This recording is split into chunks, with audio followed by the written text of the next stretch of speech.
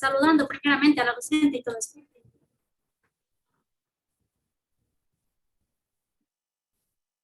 Ya, buenas tardes.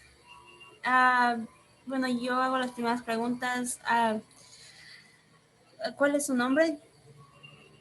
Buenas tardes, chicas. Mi nombre es Jacqueline Maldonado. ¿Cuántos años tienes? De Cuenca.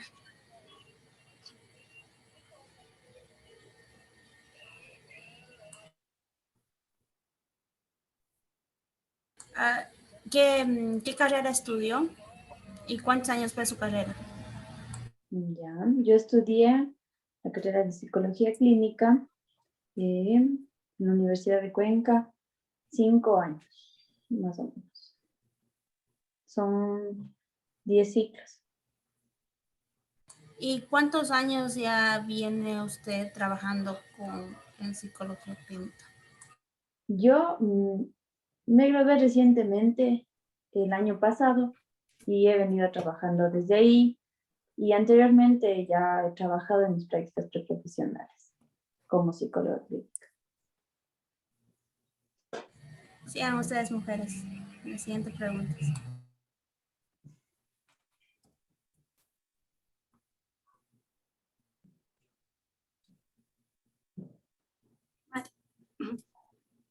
Ya. Voy yo con la primera pregunta. Dice, la lectura de las personas con dislexia es lenta e impredecible. Ya, impredecible, no. Imprecisa. Las personas que tienen dislexia tienen una dificultad para reconocer los fonemas y relacionarlos con reconocer los grafemas y relacionarlos con los fonemas. Entonces, claro, las personas que tienen dislexia van a tener una complicación al momento de leer, van a leer un poco más lento. ¿Por qué? Porque van a tener dificultad para reconocer los grafemas. E impreciso por la misma confusión o la misma dificultad que va a existir. Por ejemplo, en niños que confunden por lo general letras parecidas, confunden o la dificultad en reconocer los fonemas es un poco... tienen la misma forma, entonces le escriben, se confunden esas letras. Entonces sí, tienen una lectura un poco más lenta e imprecisa. Con la siguiente pregunta. ¿Los alumnos con dislexia presentan dificultades para relacionar las letras con sus correspondientes sonidos? Claro, como ya indiqué anteriormente, esa es la característica principal de la dislexia, que es que los niños no van a poder relacionar el fonema con el grafema, es decir, el sonido de la letra con la letra escrita, por decirlo de otra manera, o el grafema. Van a tener esa dificultad. Con la tercera pregunta. ¿El alumno con dislexia tiene un consciente intelectual bajo? No necesariamente. El coeficiente intelectual no se da necesariamente, no existe precisamente en las personas que tienen dislexia. ¿Por qué? Porque el CI tiene más componentes que van más allá del reconocimiento de las letras o de los fonemas y grafemas. No existe una relación entre CI bajo y la dislexia.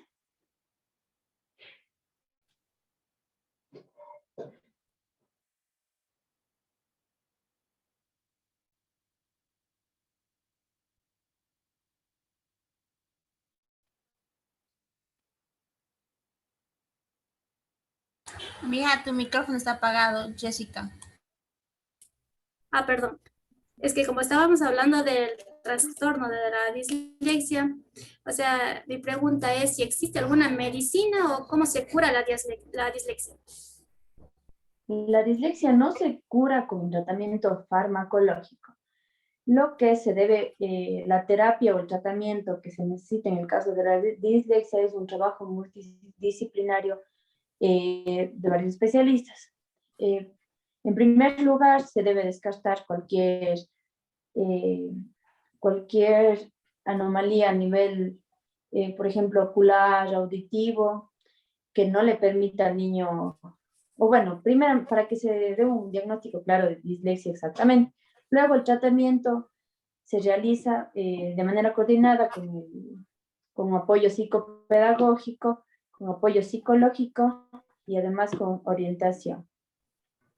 Ya. La segunda, otra pregunta es, o sea, ¿la dislexia afecta psicológicamente al niño o a la persona que tenga este problema, este trastorno?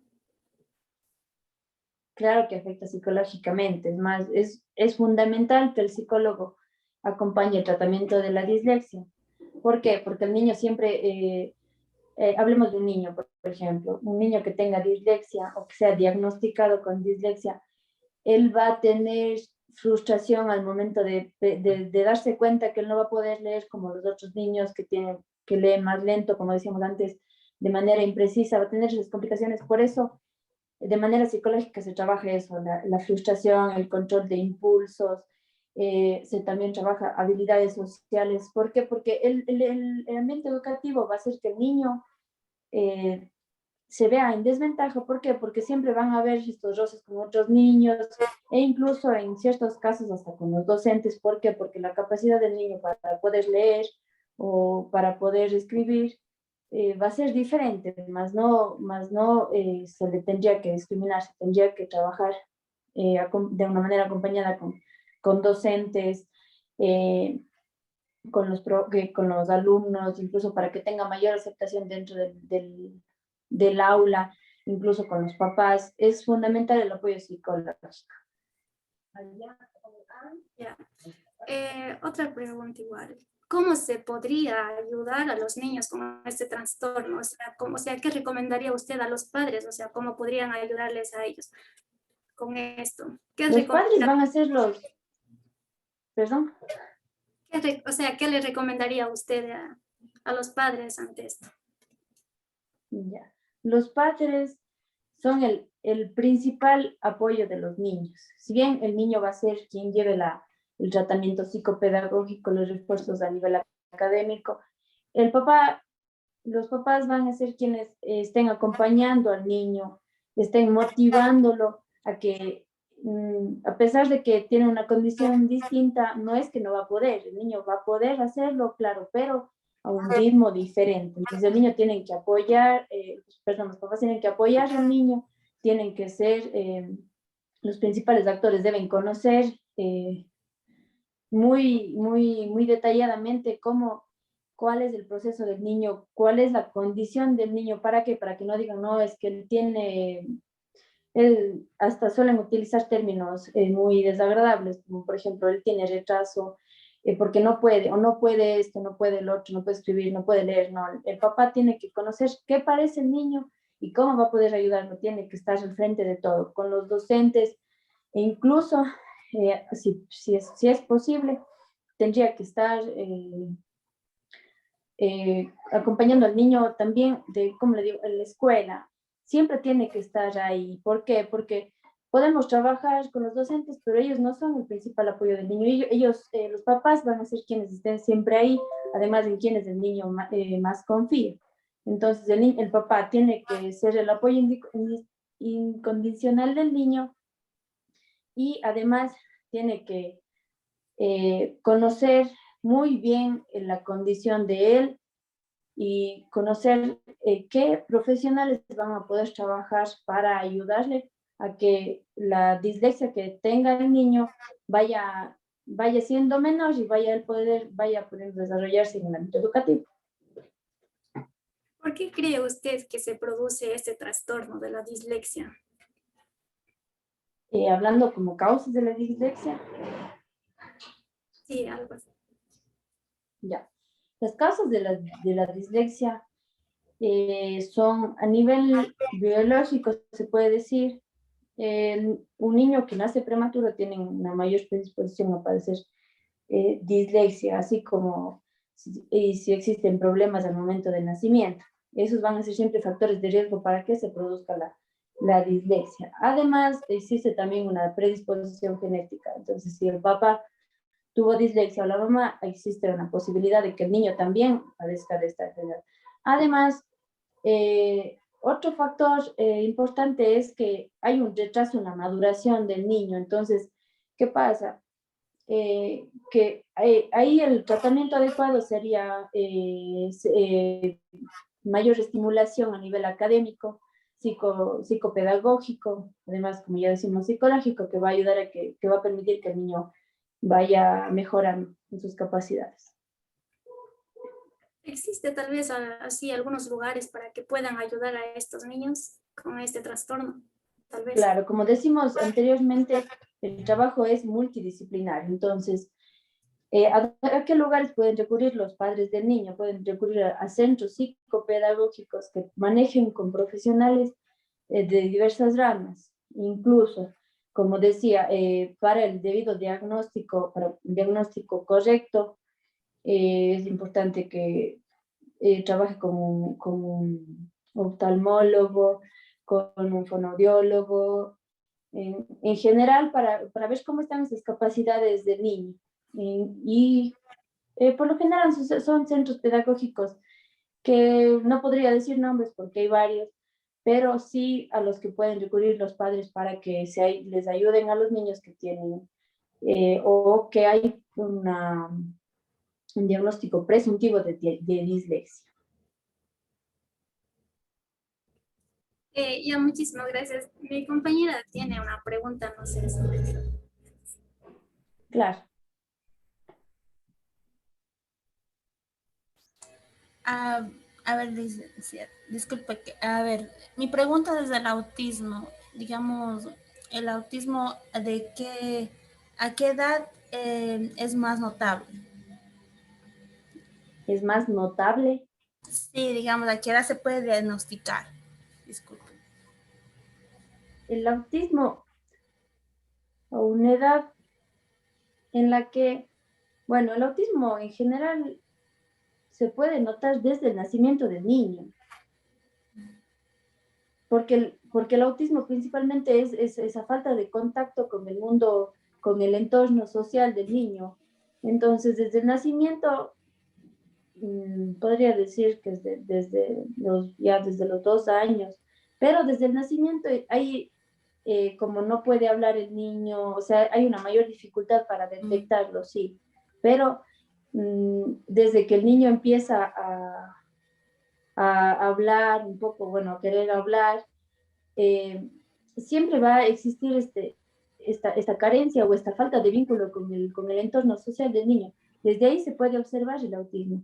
Pero quienes van a saber desde cuándo se presentan van a ser los padres, que ellos van a ver cómo es su desarrollo desde que son bebés, desde que hay esa falta mismo del contacto visual con otras personas, incluso con los mismos padres, aunque bueno, son los mayores vínculos que tienen con los padres, pero con otras personas no hay ese contacto visual, no se relacionan. Bueno, ya más cuando tienen unos de 3 a 5 años que empiezan a hablar, que empiezan a tener sus primeras relaciones sociales que deberían haber, no existen. Entonces ahí se puede observar el autismo como tal.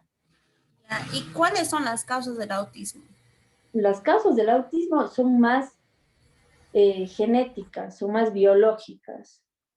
No hay un factor, se puede decir, un ambiental, sino más bien son causas biológicas y genéticas en el niño. ¿Y un tratamiento para el autismo cuál sería? A ver, el tratamiento para el autismo siempre será recurrir a los mismos centros multidisciplinarios que ayuden a que el niño vaya generando o vaya estableciendo esta relación que no hay con el entorno social, pero más bien se trata de que los padres puedan generar ese vínculo y puedan entender un poco al niño para poder comunicarse. El trabajo es bastante con los padres y con los niños, entonces la verdad no he trabajado con niños autistas, pero el objetivo siempre será que se trabaje con los padres y que el niño pueda primero comunicarse siempre tienen una figura el papá o la mamá siempre van a tener esa figura que no tengan mucho vínculo, pero tengan un poco más de confianza. Entonces, tienen que identificar los patrones de comunicación con el niño. Y partiendo de eso, tendría que darse un apoyo, incluso psicopedagógico y psicológico para los niños con autismo. ¿Y un niño con autismo puede tener una vida normal en su adultez, digamos, cuando sea adulto? El término no es normal, porque eso es muy ambiguo, pero estamos hablando de que el acompañamiento, bueno, la implicación de los padres va a ser, como le digo, lo más importante. Entonces, depende si el niño en sus primeros años y todo el tiempo tuvo un verdadero acompañamiento psicológico y con los padres, o sea, los papás se preocuparon por siempre buscar, por ejemplo, ir a doctores, ir a los centros de apoyo, o sea, sí va a poder, porque también depende de cuán grave, cuánta afección, cuánta gravedad tenga el autismo, porque hay autismos leves que son llevaderos, o sea, son bastante tratables y afectan mínimamente a la vida del niño, o sea, van a permitir que el niño tenga una vida normal. La carencia siempre va a ser el vínculo con el entorno social, o sea, siempre se va a tener que trabajar en eso. El niño no es que no va a poder hacer cosas, los niños autistas incluso son muy inteligentes, pero el problema es que no tengan ese vínculo, pero si se trabaja, hay que trabajar bastante, o sea, trabajas bastante en el autismo y los niños tranquilamente pueden tener una ya en su vida adulta y en el transcurso del desarrollo de su vida van a poder desarrollarse adecuadamente. Ya eso es todo de mi parte. Me pregunta mi compañera. Aparte del autismo, disculpe, sobre la dislexia, mira que ¿Ya? a qué edad más o menos puede uno ver o presentarse la dislexia en el niño? ¿A qué edad más o menos? Ya. Por lo general es en el proceso en el que adquieren es en la edad en la que adquieren el proceso lectoescritor, es decir, cuando los niños van a aprender, cuando les enseñan las letras, las vocales, cuando en el proceso lectoescritor, a leer y escribir, que es alrededor de los 6, 7 años, que son entre primero y segundo año de escuela. Sería más o menos más o menos 6, 8 años, porque en ese proceso se van a presentar estas dificultades, porque el niño solo va a tener dificultades en eso. Por eso no se relaciona con un CI bajo, porque si fuera un CI bajo, que existe, tendría muchas más dificultades a nivel general.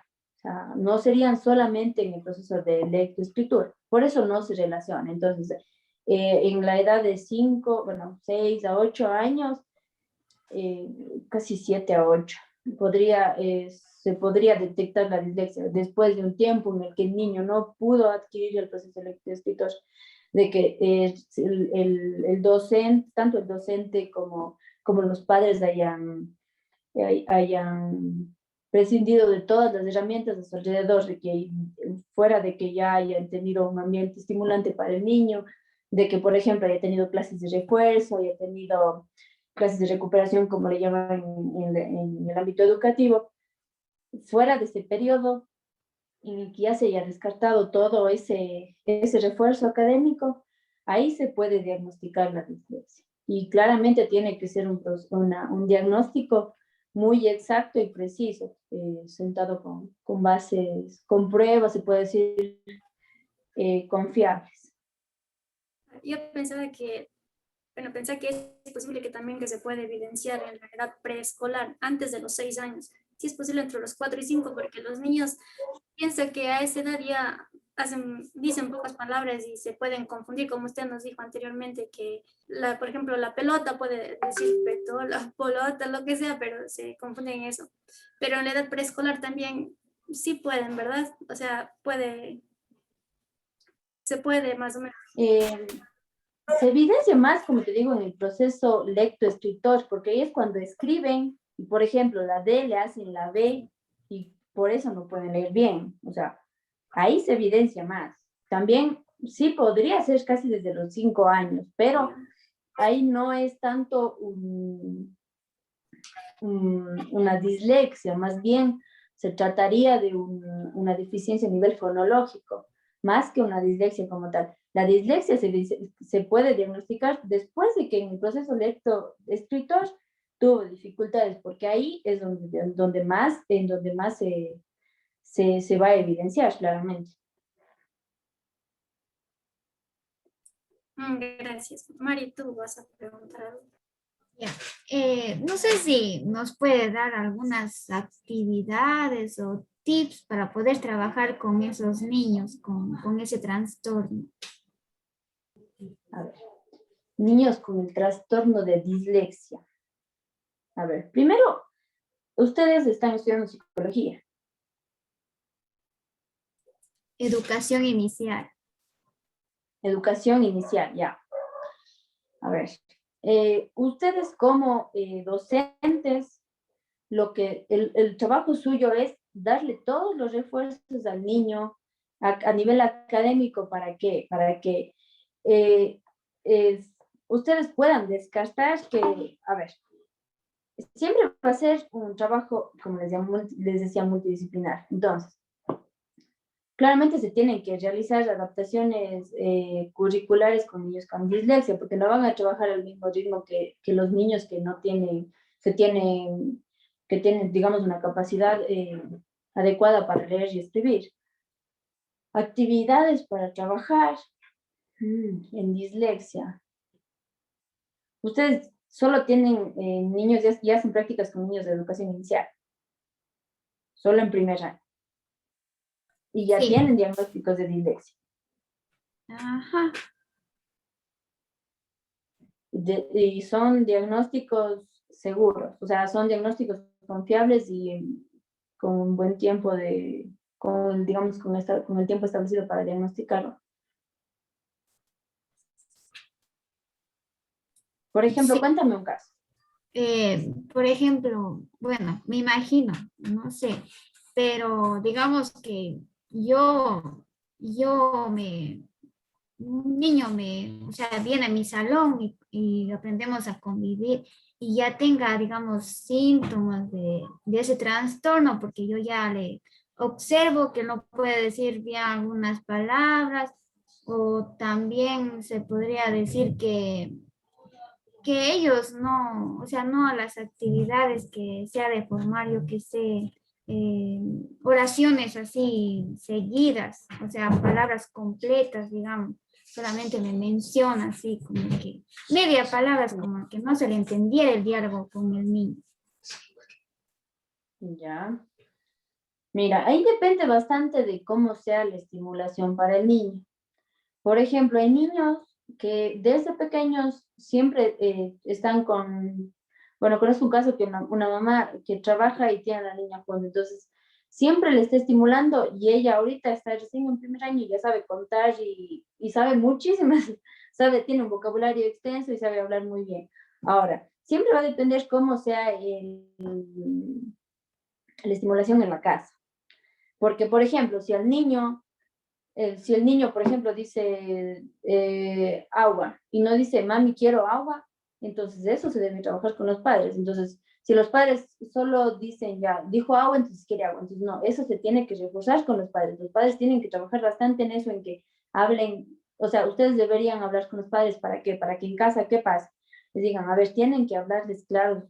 ¿Por qué? Porque eso se nota bastante en el ámbito, en el ámbito académico. Por ejemplo, yo tengo una niña que algunas palabras son idénticas a las que dice la mamá. Entonces, el niño va a copiar como los padres digan una palabra. Por ejemplo, que a una niña decía, yo sí dije, me dice. Pero entonces la mamá a veces se confundía y decía eso. Pero porque, bueno, los adultos ya nos entendemos, entonces no corregimos eso. Los niños copian bastante eso.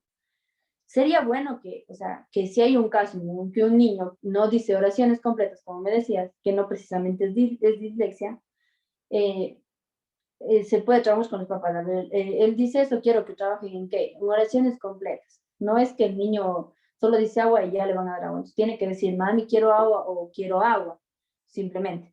Entonces, bastante con los papás y también dentro del aula. Entonces, ¿qué se puede trabajar? Que si el niño te dice, por ejemplo, como decías tú, te dicen, ¿cómo dijiste? Pelota. Polota, o sea, le repita siempre, o sea, siempre tienes que estarle repitiendo y estimulando para que el niño adquiera eso, adquiera ese, se puede decir, aprendizaje.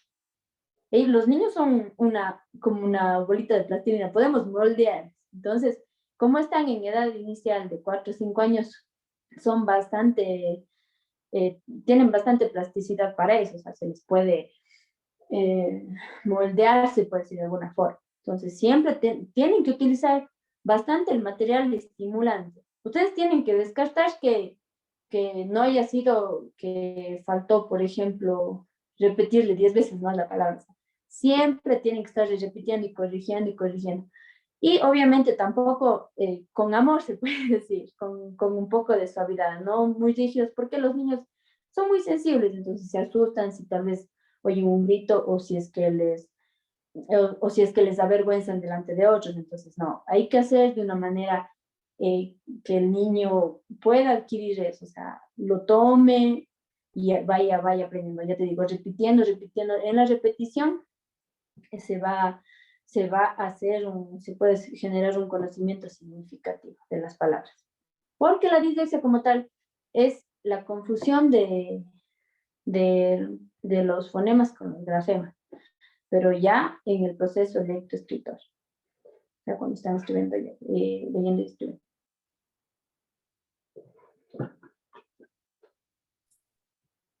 No sé si te queda claro o necesitas alguna otra actividad más Sí, está bien precisa. claro. Sí, entendimos perfectamente. Y Mejor. Muchas gracias. y unas actividades para un niño con autismo sería, porque no es muy sociable, ¿no es Ya. cierto? Verás, un niño que tiene autismo tiene que generar primero ese vínculo contigo. Por ejemplo, ¿tienes algún niño autista ahorita? Sí, yo tengo a mi hermano, pero él ya es grandecito y sí tuvo vínculo cuando era chiquito. Ya, sí tuvo vínculo. Bueno, en los niños más pequeños, bueno, en los grandes también, siempre hay que buscar esto que les agrade a los niños que tienen autismo. Buscar, siempre tienen una actividad favorita. Por ejemplo, yo que sé, a veces tienen algún juego o tienen alguna actividad que les agrada bastante. Entonces, es iniciar un vínculo ahí, o sea, en esas actividades, pero no sé en qué quieres trabajar tú, porque me necesito un vínculo, pero qué más o menos dificultad quisieras trabajar. Digamos, en la área social sería que el niño, digamos, como niño no es sociable, porque hay algunos niños que diferentes niveles de autismo, ¿no es cierto? Claro. Y el niño no es sociable, digamos, no comparte con los demás estudiantes. ¿Cómo se haría en esas actividades para que comparta? Porque un niño con autismo yo sé que es muy inteligente y puede hacer las actividades fácilmente, pero si quiero que comparta con los demás estudiantes, ¿cómo puedo hacer para que él comience a compartir con los demás niños? Ya. El proceso no va a ser sencillo, el proceso siempre va a ser paso a paso. Entonces, para que un niño vaya y no podemos hacer algo para que él solo vaya y comparta, sino siempre se va a ir construyendo. Por eso el tratamiento siempre va desde niños. Y tampoco van a lograr ese 100% de la implicación social, no. Siempre va a ir poco a poco. Lo que se puede hacer es buscar maneras que tú, ya conociendo al niño algún tiempo, por ejemplo, si le gustan, yo qué sé, a ver qué les gustan los niños, alguna actividad, alguna película.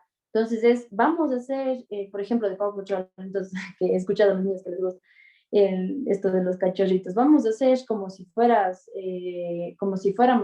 en el Paw Patrol y tú vas a ser este niñito o vas a tener este color que te gusta tanto, o sea, siempre tratar de como que de meternos en su cabecita, ¿qué le gusta? Entonces, ¿qué le gusta? Voy a inventarme algo ¿para que él le vea llamativo, solo por ese gusto. Entonces, si él le ve llamativo a eso, va a tener la iniciativa de ir de alguna actividad. Y también las personas que están a su alrededor no tienen que invadir, o sea, tienen que ellos saber que los niños con autismo no se acoplan fácilmente. O sea, tienen que entender eso. Y, por ejemplo, ya que se siente con sus compañeritos, que haga la actividad, ya va a ser bastante. Ahora, sí sería un trabajo también con los demás niños, de ir motivándole a que vaya, se sienta con los compañitos, de que comparta, de que vea cosas similares. O sea, no va a ser fácil, va a ser siempre poco a poquito. Ya le digo, buscando eso que les gusta al inicio. Ya cuando se les conoce un poquito más de tiempo, vamos a saber, por ejemplo, que les gusta esto, que les gusta otra cosa, entonces voy a poner esto para que le vea atractivo.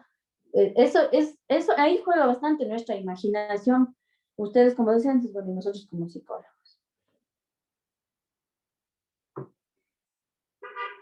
Ya, listo, gracias. ¿Ya?